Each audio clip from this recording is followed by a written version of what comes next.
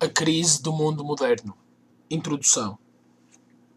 Há alguns anos, quando escrevemos Oriente e Ocidente, pensávamos ter dado, acerca das questões que constituíam o assunto deste livro, todas as indicações úteis, pelo menos naquele momento. Desde então, os acontecimentos precipitaram-se com velocidade sempre crescente e, sem nos fazerem, aliás, mudar uma palavra ao que dizíamos nessa altura, tornam oportunas certas precisões complementares e levam-nos a desenvolver pontos de vista sobre os quais não tínhamos julgado dever insistir primeiramente. Essas precisões impõem-se, tanto mais quanto vimos afirmarem-se novamente, nestes últimos tempos, e sob uma forma bastante agressiva, algumas das confusões que tínhamos já procurado precisamente dissipar. Sempre abstendo-nos cuidadosamente de nos misturarmos em alguma polémica, julgamos convenientemente, uma vez mais, repor as coisas nos seus devidos lugares.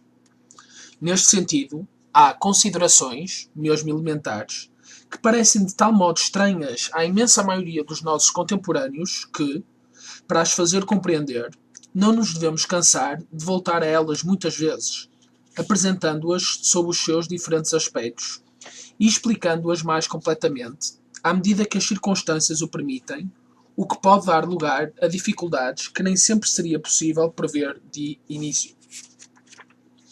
O próprio título do presente volume pede algumas explicações que nós devemos fornecer antes do mais, a fim de que se fique a saber, bem como nós o entendemos, e de que a este respeito não haja qualquer equívoco.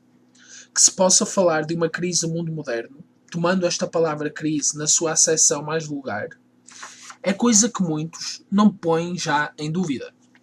E, pelo menos neste caso, produziu-se uma mudança bastante sensível. Sob a própria ação dos acontecimentos, certas ilusões começam a dissipar-se, e pela nossa parte só podemos felicitar-nos, porque, apesar de tudo, há aí uma sintonia bastante favorável, o índice de uma possibilidade de correção da mentalidade contemporânea, qualquer coisa que apareça como uma tênue luz no meio do caos atual. É assim que a crença num progresso indefinido, que era, ainda há pouco, como uma espécie de dogma intangível e indiscutível, já não é desse modo admitida na generalidade.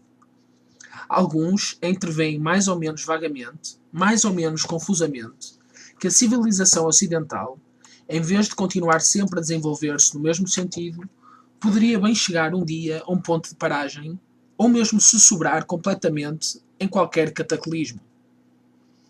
Talvez esses não vejam nitidamente onde está o perigo, e os receios quiméricos ou pueris que manifestam, por vezes, provam suficientemente a persistência de muitos erros no seu espírito. Mas, enfim, é já qualquer coisa que percebam que existe um perigo, mesmo se o sentem mais do que o compreendem verdadeiramente, e que cheguem a conceber que esta civilização, de que os modernos estão tão infatuados, não ocupa lugar privilegiado na história do mundo, que ela pode ter a mesma sorte que tantas outras já desaparecidas em épocas mais ou menos longínquas, e de que algumas deixaram atrás de si apenas traços ínfimos, vestígios mal perceptíveis ou dificilmente reconhecíveis.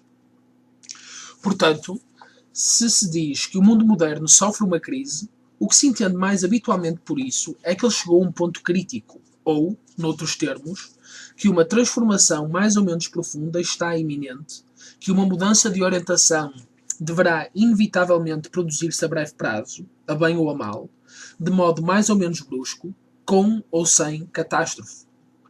Esta aceição é perfeitamente legítima e corresponde bem a uma parte do que nós próprios pensamos.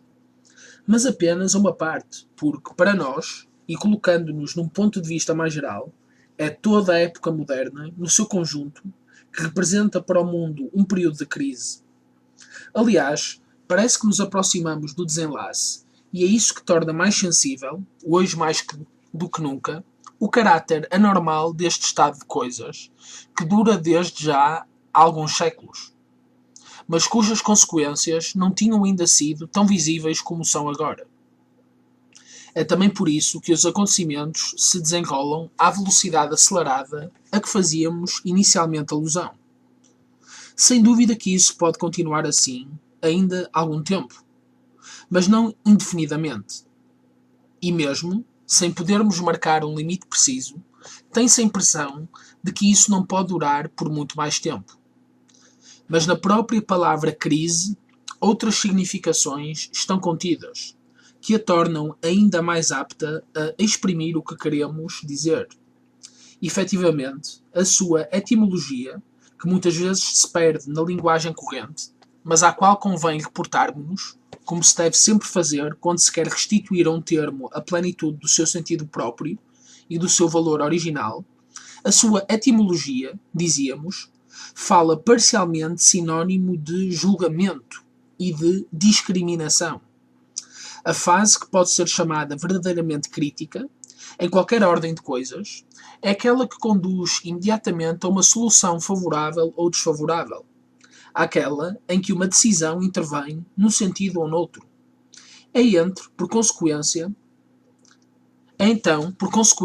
que se torna possível emitir um juízo sobre os resultados obtidos, pesar os prós e os contras, fazendo uma espécie de classificação dos resultados, uns positivos, outros negativos, e assim ver para que lado realmente pende a balança. Bem entendido, nós não temos qualquer pretensão de estabelecer de maneira completa uma tal discriminação, o que seria, aliás, prematuro, visto que a crise não está ainda solucionada, e que não é talvez mesmo possível dizer exatamente quando e como será, tanto mais que é sempre preferível apoiar-nos em razões claramente inteligíveis para todos, e que, por consequência, se arriscariam demasiado a serem mal interpretadas e a aumentar a confusão em lugar de acabar com ela. Tudo o que nos podemos propor é, então, contribuir até certo ponto, e tanto quanto nos permitirem os meios de que dispomos, dar àqueles que são aptos a consciência de alguns dos resultados que parecem bem estabelecidos desde já, e a preparar, assim, quanto mais não seja de modo muito parcial e bastante indireto, os elementos que deverão seguir, seguidamente, para o futuro julgamento, a partir do qual se abrirá um novo período da história da humanidade terrestre.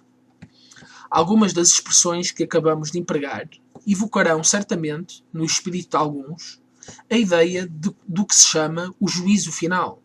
E isso, para dizer a verdade, não está errado, quer seja entendido literalmente, quer simbolicamente, ou das duas maneiras simultaneamente, porque elas realmente não se excluem. Pouco importa neste caso, e não é este lugar nem o momento de nos explicarmos inteiramente quanto a este ponto. Em todo o caso, esta pesagem dos prós e dos contras, esta discriminação dos resultados positivos e negativos de que falávamos há pouco, pode seguramente aludir à divisão entre eleitos e danados, em dois grupos imutavelmente fixados doravante. Mesmo se isso não passa de uma analogia, é preciso reconhecer que se trata, pelo menos, de uma analogia válida e bem fundada, em conformidade com a própria natureza das coisas. E isto pede ainda algumas explicações. Não é certamente por acaso que tantos espíritos estão hoje atormentados pela ideia do fim do mundo. Podemos lamentá-lo em certo sentido, porque as extravagâncias às quais dá origem esta ideia mal compreendida, as divagações messiânicas que são a sua consequência em diversos meios, todas estas manifestações, provenientes do desequilíbrio mental da nossa época, só fazem agravar ainda mais este desequilíbrio em proporções que não são negligenciáveis. Mas enfim, não é menos certo que temos aí um facto que não nos podemos dispensar de ter em conta. A atitude mais cómoda, quando se constatam coisas deste género, é certamente a que consiste em afastá-la pura e simplesmente, sem um outro exame, em tratá-las como erros ou divagações sem importância. No entanto, nós pensamos que mesmo se tratar efetivamente de erros, mais vale, denunciando-os como tal, procurar as razões que os causaram e a parte de verdade mais ou menos deformada que pode encontrar-se neles, apesar de tudo, visto que, tendo o erro um modo de existência puramente negativo, o erro absoluto não se encontra em nenhuma parte e trata-se apenas de uma expressão vazia de sentido. Se consideram as coisas desta maneira, apercebemos facilmente de que esta preocupação do fim do mundo está estreitamente ligada ao estado de inquietação geral no qual vivemos atualmente. O pressentimento obscuro de qualquer coisa que está efetivamente prestes a acabar, agindo sem controlo sobre algumas imaginações, produz nelas, naturalmente, representações que, desordenadas, na maior parte das vezes grosseiramente materializadas, que, por seu turno, se traduzem exteriormente pelas extravagâncias às quais acabamos de fazer alusão. Esta explicação não é, aliás, uma desculpa que as favoreça, ou, pelo menos, se podemos desculpar aqueles que caem involuntariamente no erro, porque para isso estão predispostos por um estado mental de que não são responsáveis, isso não seria nunca uma razão para desculpar o erro em si mesmo. Aliás, no que nos diz respeito, não poderemos certamente ser acusados de indulgência excessiva em relação às manifestações pseudo-religiosas do mundo contemporâneo, assim como de todos os erros modernos na sua generalidade. Sabemos, inclusivamente, que alguns seriam mais tentados a fazer-nos a acusação contrária, e talvez o que dizemos aqui lhes faça compreender melhor como encaramos estas coisas, esforçando-nos por nos colocarmos sempre no único ponto de vista que nos interessa, o da verdade imparcial e desinteressada. Não é tudo.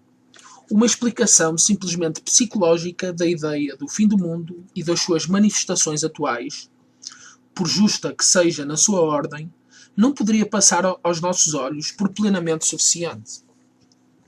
Ficarmos-nos por aí seria deixarmos-nos influenciar por uma dessas ilusões modernas, contra as quais nos erguemos precisamente em todas as ocasiões. Alguns, dizíamos, sentem confusamente o fim iminente de qualquer coisa de que não podem definir exatamente a natureza e o alcance. É necessário admitir que eles têm uma percepção muito real, embora vaga e sujeita a falsas interpretações ou a deformações imaginativas, visto que, qualquer que seja esse fim, a crise que deve forçosamente aí conduzir é bastante visível, e que numerosos sinais não equívocos e fáceis de constatar conduzem todos de modo concordante à mesma conclusão. Este fim não é, sem dúvida, o fim do mundo, no sentido total em que alguns o querem entender, mas é, pelo menos, o fim de um mundo. E se o que deve acabar é a civilização ocidental sob a sua forma atual, é compreensível que aqueles que se habituaram a nada mais ver que esteja fora dele, a considerá-la como a civilização sem epíteto, julguem facilmente que tudo acabará com ela e que, se ela desaparecer, será realmente o fim do mundo. Diremos, então, para remeter as coisas às suas justas proporções, que parece que nos aproximamos realmente do fim de um mundo, ou seja, do fim de uma época ou de um ciclo histórico que pode, além disso, estar em correspondência com o ciclo cósmico, segundo o que ensinam a este respeito as doutrinas tradicionais. Houve já no passado muitos acontecimentos deste tipo, e sem dúvida haverá ainda outros no futuro. Acontecimentos de importância desigual, aliás, segundo encerram períodos mais ou menos extensos e dizem respeito seja a todo o conjunto da humanidade terrestre, seja apenas a uma ou outra das suas partes, uma raça ou um povo determinado. É de supor, no estado atual do mundo, que a mudança que ocorrer terá alcance muito geral e que, seja qual for a forma de que se vai revestir e que não pretendemos procurar definir, afetará mais ou menos a Terra inteira. Em todo o caso, as leis que regem tais acontecimentos são aplicáveis analogamente a todos os graus.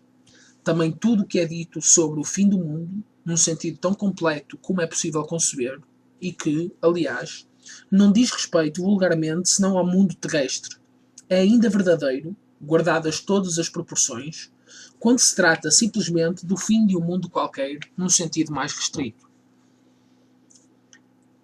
Estas observações preliminares ajudarão bastante a compreender as considerações que se vão seguir.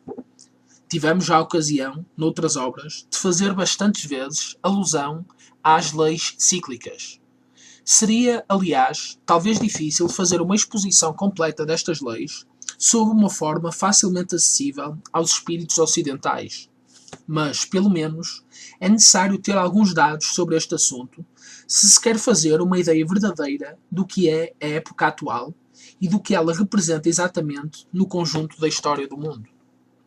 É por esse motivo que começaremos por mostrar que as características desta época são realmente as que as doutrinas tradicionais indicaram em todos os tempos para o período cíclico ao que ela corresponde. E será também mostrar que aquilo que é anomalia e desordem, sob um certo ponto de vista, é, no entanto, um elemento necessário numa ordem mais vasta, uma consequência inevitável das leis que regem o desenvolvimento de toda a manifestação. De resto, digamo-lo desde já, não é essa uma razão para nos contentarmos em aceitar passivamente a perturbação e a obscuridade que parecem triunfar momentaneamente, porque, se assim fosse, só gastaria guardar silêncio. Pelo contrário, é uma razão para trabalhar, tanto quanto se pode, na preparação da saída desta idade sombria, da qual muitos indícios permitem já entrever o fim mais ou menos próximo, se não mesmo iminente. Também isso está na ordem das coisas, porque o equilíbrio é o resultado da ação simultânea de duas tendências opostas. Se uma ou outra pudessem deixar inteiramente de atuar, o equilíbrio nunca mais seria reencontrado e o próprio mundo desapareceria. Mas esta suposição é irrealizável, porque os dois termos de uma oposição só têm sentido um pelo outro e, quaisquer que sejam as aparências, podemos estar seguros de que todos os desequilíbrios concorrem finalmente para a realização do equilíbrio total.